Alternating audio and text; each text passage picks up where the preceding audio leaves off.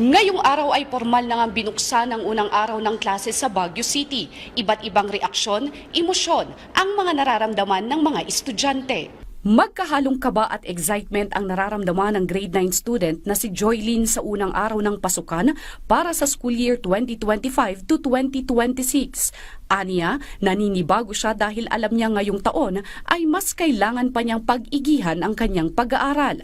Laking pasalamat na lang niya dahil classmate niya pa rin ang kanyang BFF noong grade 8 sila. Nervous po pero at the same time excited din po kasi makakakilala po ako ng mga bagong tao po, classmate. Pagiging mahirap po yung mga activities, po more lessons po.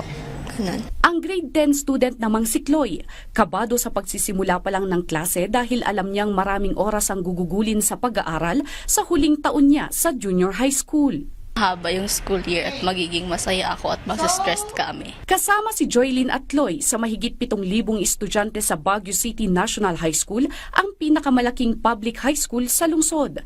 Ayon sa prinsipal, handang-handa ang kanilang silid-aralan at mga guro sa unang araw ng pasukan. Nagkaroon muna ng orientation sa mga estudyante hinggil sa mga rules and regulation ng paaralan. Sa dami ng mga estudyante, together with their parents, excited po silang pumasok. Sa unang linggo ng pasukan, tinitiyak po namin ng mga estudyante ay ma-orient po sila sa mga school policies. Sa kabuwang datos naman ng School Division Office Baguio City, 67 public schools mula elementarya hanggang sekundarya ang nagbukas ngayong araw.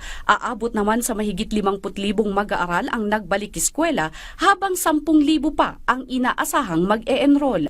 Ayon sa School Division Superintendent, smooth and generally peaceful ang pagbubukas ng klase sa buong lungsod. For now, ngayong araw, about 50,000 school learners who are in schools and we are expecting around 10,000 more. Meron pa rin nag-e-enroll sa ating mga schools. Sinisigurado pa rin ng DepEd na kahit may mga problema sa mga ilang paaralan sa syudad, hindi maapektuhan ang pag-aaral ng mga learners. Maaga ding nakaantabay ang pulis sa mga kalsada upang siguraduhing maging maayos at ligtas ang pagsisimula ng klase sa lungsod. Sabi ng DepEd Cordillera, kahit nagumpisa na ang unang araw ng pasukan, ay patuloy pa rin silang tatanggap ng mga late enrollees basta kaya pang i-accommodate ang mga estudyante. Samantala, tuloy-tuloy pa rin ang brigada eskwela sa bawat paaralan sa Baguio City nang sa ganon ay masigurado ang kalinisan at kaayusan ng bawat paaralan. Christine Bornolia sa Baway para sa Pambansang TV sa Bagong Pilipinas.